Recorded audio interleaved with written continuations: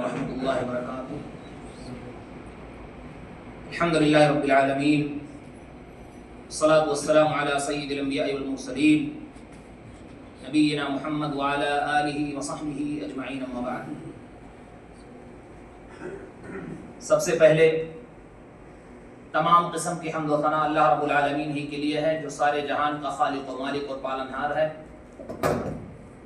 ہم اسی کی تعریف، اسی کی بڑائی و بزرگی بیان کرتے ہیں، ہر حال میں اسی سے مدد طلب کرتے ہیں۔ بے شک اللہ تعالیٰ جسے ہدایت دے اسے کوئی گمراہ کرنے والا نہیں، اور جسے گمراہ کر دے اسے کوئی ہدایت دینے والا نہیں۔ اس بات کی ہم گواہی دیتے ہیں کہ اللہ رب العالمین ہی حقیقی معبود ہے، جو اکیلا ہے، اس کا کوئی ساجی اور شریک نہیں۔ اور اس بات کی گواہی دیتے ہیں کہ بے شک محمد صلی اللہ علیہ وسلم اللہ کے بندے اور اس کے آخری رسول ہیں۔ اس ذات گرامی پر انگنت درود اور سلام نازل ہو۔ اللہم صلی علی محمد و آلہ وبارک وسلم۔ حمد و صلات کے بعد شیخ صاحب نے سب سے پہلے اپنے آپ کو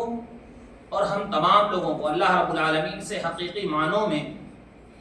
تقوی اور پرہیزگاری کے تعلق سے نصیحت کی کہ اللہ تعالیٰ سے ہم سب کو ہمہ وقت ڈرتے رہنا چاہیے، تقوی اور پرہیزگاری اختیار کرتے رہنا چاہیے، کیونکہ جو لوگ اللہ سے تقوی اور پرہیزگاری اختیار کرتے ہیں حقیقت میں وہی لوگ انشاءاللہ جنت کے مستحق ہوں گے۔ اللہ تعالیٰ فرماتا ہے بلا من اوفى بعهده واتقى فإن الله يحب المتقين، کہ جن لوگوں نے اپنے وعدے کو پورا کیا اور اللہ تعالیٰ سے ڈرتے رہے تو یہ بات جان لو کہ اللہ تعالیٰ ہی ہے جو متقیوں کو پسند کرتا ہے اور محبوب رکھتا ہے۔ آج کے خطبے میں شیخ صاحب نے میرے بھائیوں ماحولیات کا تحفظ یعنی واتاورن کا سنرکشن کہہ لیجئے، پریاورن کا سنرکشن ہندی کے حساب سے، یعنی کس طرح سے جو ماحولیات ہیں ان کی حفاظت ہمیں کرتے رہنا چاہیے،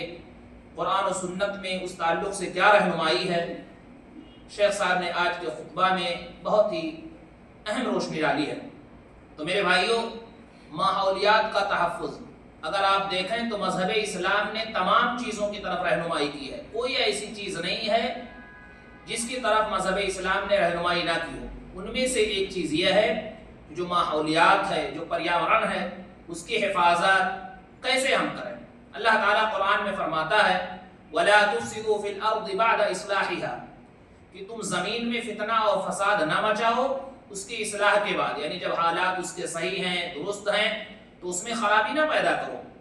مشہور حدیث ہے، اللہ کے رسول صلی اللہ علیہ وسلم نے فرمایا، جسے امام بخاری اور امام مسلم رحمۃ اللہ علیہ نے اپنی صحیح کے اندر ذکر کیا ہے، الایمان بضع وسبعون او بضع وستون شعبہ فافضلها قول لا الہ الا اللہ وادناها اماطۃ الاذى عن الطریق۔ نبی صلی اللہ علیہ وسلم نے فرمایا کہ ایمان کے 70 سے زیادہ شعبے ہیں،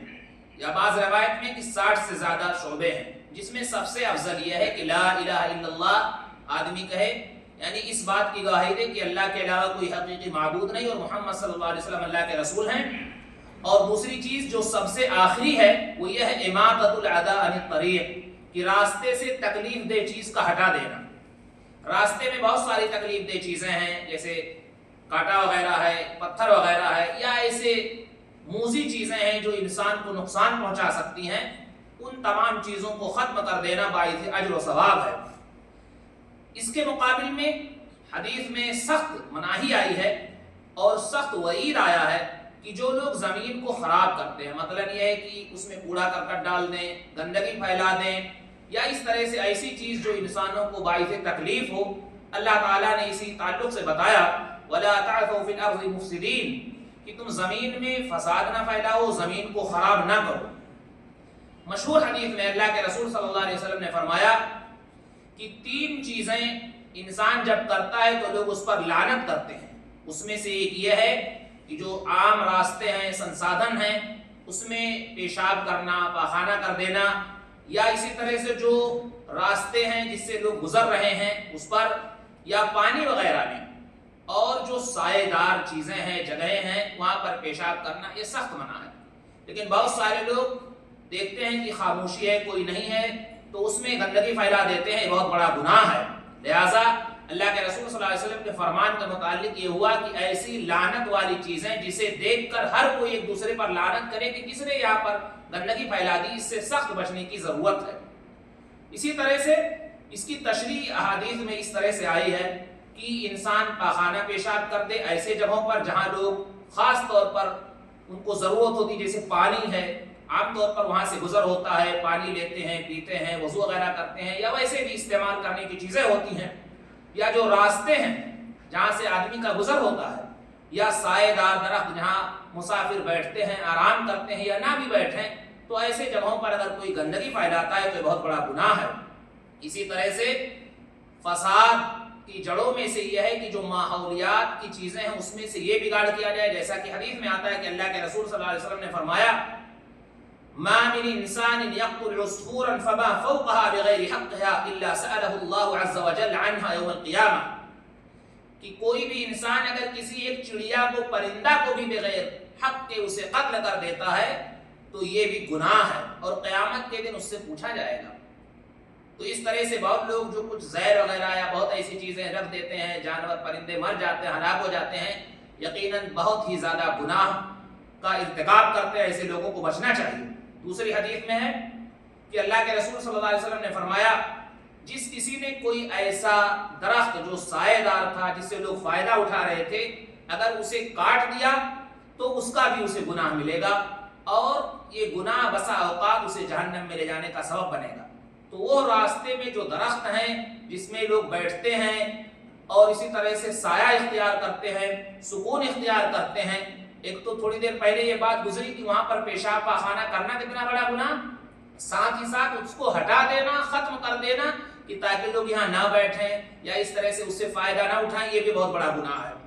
اسی لیے میرے بھائیوں، علماء نے اس حدیث کے متعلق شرح کیا ہے کہ ایسے درخت جہاں پر لوگ بیٹھتے ہیں، جیسے مسافر ہیں یا حتیٰ کہ جانور بھی ہیں یا پرندے ہیں، جو بیٹھ کر کے اسے آرام حاصل کرتے ہیں، اور اگر کسی نے اسے اجاڑ دیا تو اس کا گناہ اس شخص کو ملے گا اور جہنم میں لے جانے کا سبب بنے گا۔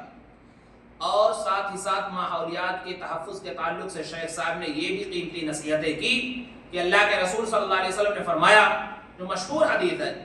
لا يغرس المسلم غرسا فيأكل منه انسان ولا دابة ولا طير الا كان له صدقة الى يوم القيامة، کہ جس کسی مسلمان نے کوئی درخت لگایا اور اس سے کوئی بھی انسان کھائے، حتیٰ کہ کوئی چوپایا بھی اگر کھاتا ہے اور کوئی پرندہ بھی اس سے فائدہ اٹھاتا ہے، تو اللہ تعالیٰ قیامت تک اس کے لیے صدقے کا ثواب دیتا ہے۔ اب آپ سوچئے کہ بہت سارے لوگ اس بنا پر بھی اجاڑ دیتے ہیں کہ کہیں اس سے فائدہ نہ اٹھا لے کوئی پرندے یا جانور یا انسان ہی، تو یہ سوچنا چاہیے کہ کم سے کم یہ ثواب کا کام اس کی طرف سے ہو رہا ہے، لوگ فائدہ اٹھا رہے ہیں۔ اس حدیث سے اگر ہم دیکھیں تو پتہ چلتا ہے کہ درخت لگانا، ایسی چیزیں جو لوگوں کے لیے فائدے کا سبب بنے، جانوروں کے لیے، انسانوں کے لیے، پرندوں کے لیے، تو بہت ہی زیادہ اس میں ثواب اور اجر ہے۔ اسی طرح سے میرے بھائیوں، شیخ صاحب نے یہاں نصیحت کی کہ ایک بہت زیادہ خرابی یہ ہے کہ زمین کو لوگ خراب کر دیتے ہیں، مثلا وہاں گندگی پھیلا دیتے ہیں، صفائی ستھرائی نہیں کرتے ہیں، یا صاف ستھری جگہ ہے لا کر کے وہاں گندگی کوڑا کرکٹ ڈال دیتے ہیں،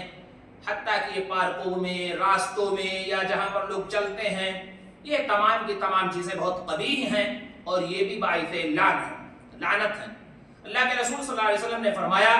کہ دو لعنت کرنے والی چیزیں، یعنی جس پر لوگ لعنت کرتے ہیں، ان سے خاص طور پر بچو۔ اللہ کے رسول صلی اللہ علیہ وسلم نے پھر اس کی تشریح کی کہ جو لوگوں کے راستے میں تکلیف دہ چیزوں کو چھوڑتا ہے، جیسے کوڑا کرکٹ، گندگی، جو بھی طریقے ہیں۔ اسی طرح سے جو سایہ دار چیزیں ہیں جہاں پر لوگ بیٹھتے ہیں، وہاں پر جا کر کے کوئی گندگی وغیرہ پھیلا دے تو بہت ہی زیادہ جو ہے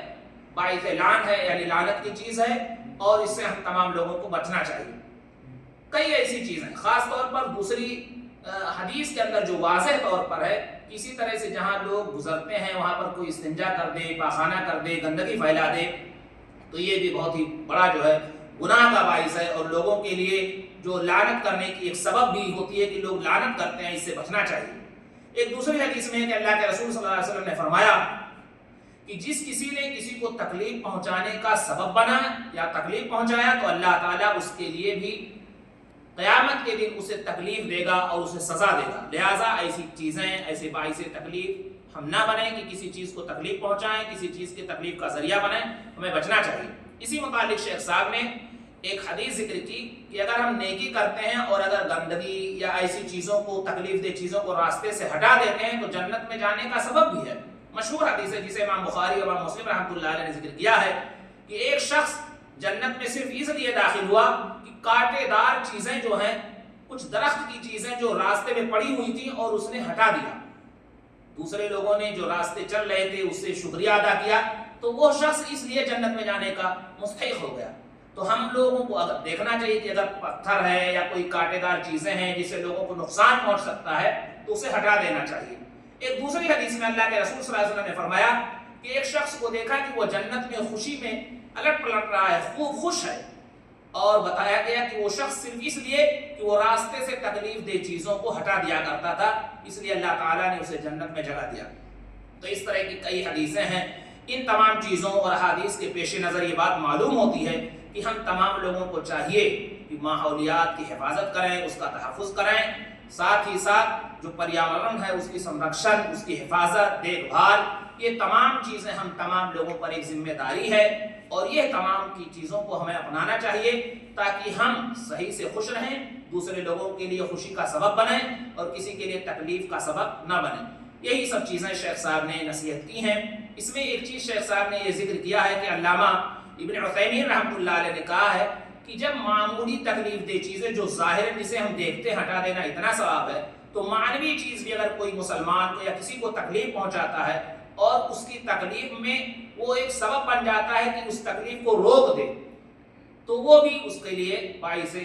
اجر و ثواب ہے اور ثواب پائے گا. لہٰذا ہمیں چاہیے کہ ہمیشہ کار خیر میں بڑھ چڑھ کر کے حصہ لیں، خصوصاً ایسی چیزیں جو ایک چلنے والے راستے پر یا مسلمانوں کو یا پرندوں کو یا جانوروں کو کسی کو بھی تکلیف کا سبب بنے، اس سے ہمیں اپنے آپ کو بچانا چاہیے، دوسرے لوگوں کو نصیحت کرتے رہنا چاہیے. اللہ تعالیٰ سے دعا ہے الہ العالمین ہمیں صحیح سمجھ عطا فرمائے، قرآن و سنت کے بتائے ہوئے طریقے پر عمل کرنے والا بنائے. جب تک زندہ رکھے حالت اسلام پر، زندہ رکھے والا خاتمہ ہو تو حالت اسلام پر ہو.